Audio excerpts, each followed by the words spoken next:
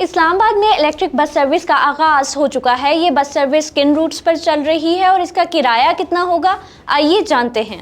इस्लामाबाद में माहौल दोस्त इलेक्ट्रिक बस सर्विस का आगाज 6 जुलाई से हो चुका है, जो रोजाना की बुनियाद पर मुसाफिरों के लिए सुबह 6 से रात 10 बजे तक चल रही है।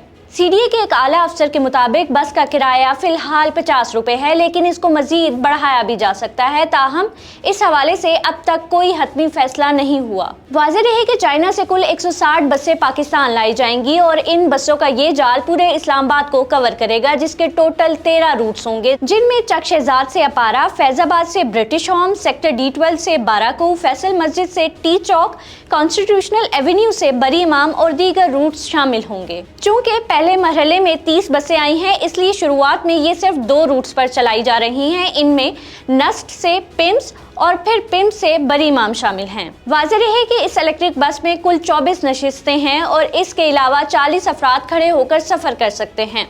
लिहाजा इस तरह एक बस में तकरीबन 64 अफराद आराम से सफर कर सकते हैं।